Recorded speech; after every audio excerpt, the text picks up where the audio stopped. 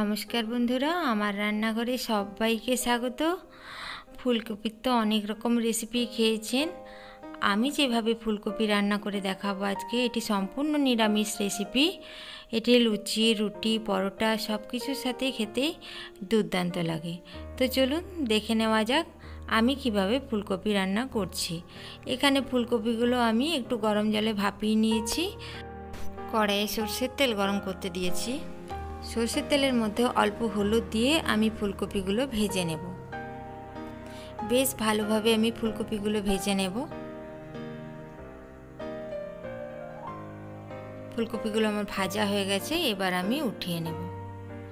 এরপর ওই কড়াইয়ে আমি আরও 3 চামচ সরষের তেল গরম করতে দিয়ে দিলাম আমি হাফ চামচ গোটা জিরে আর একটা শুকনো লঙ্কা।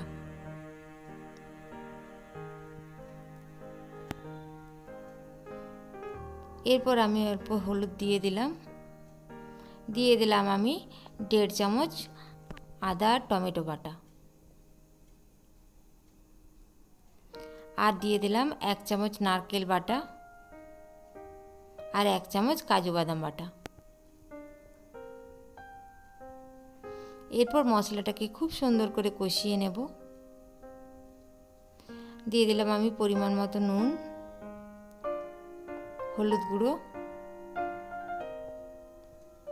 1 চামচ জিরে গুঁড়ো, 1 চামচ ধনে গুঁড়ো, অল্প একটু জল দিয়ে মশলাটাকে আমি একটু কষিয়ে নেব।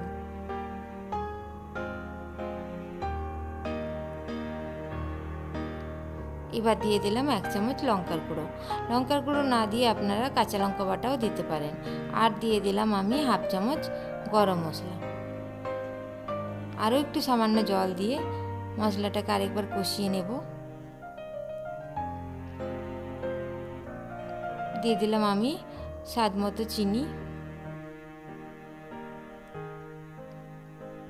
চিনিটা আপনারা না দিতেই পারেন, যেহেতু নিরামিষ তরকারি সেহেতু চিনিটা দিলে একটু টেস্ট হয়। এবার আমি ফুলকপিগুলো দিয়ে দিলাম। অল্প একটু জল দিয়ে ফুলকপি মশলার সাথে ভালোভাবে আমি কষিয়ে নেব।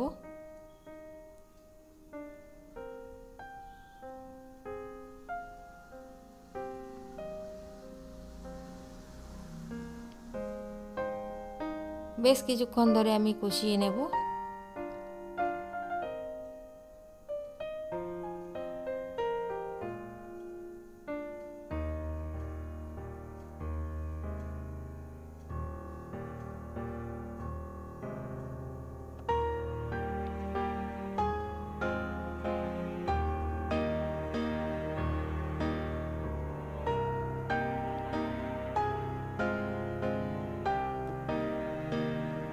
বেশ কিছুক্ষণ কষিয়ে নেওয়ার পর এর মধ্যে আমি 1 কাপের মতো জল দিয়ে ঢাকা দিয়ে দেব।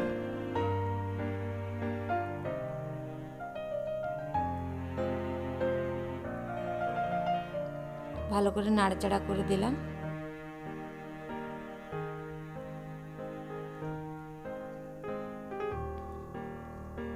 এরপর আমি কম আঁচে 5 মিনিট ঢাকা দিয়ে রাখার পর খুলে দেখলাম ফুলকপি ডাঁটাগুলো আমার সেদ্ধ হয়ে গেছে।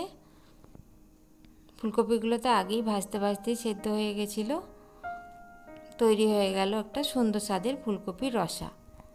আমার এই রেসিপিটি যদি আপনাদের ভালো লাগে তো আমার চ্যানেলটিকে সাবস্ক্রাইব করার জন্যে অনুরোধ রইল, আর সঙ্গে একটি লাইক করবেন। ভিডিওটি দেখার জন্য আপনাদের সকলকে অসংখ্য ধন্যবাদ।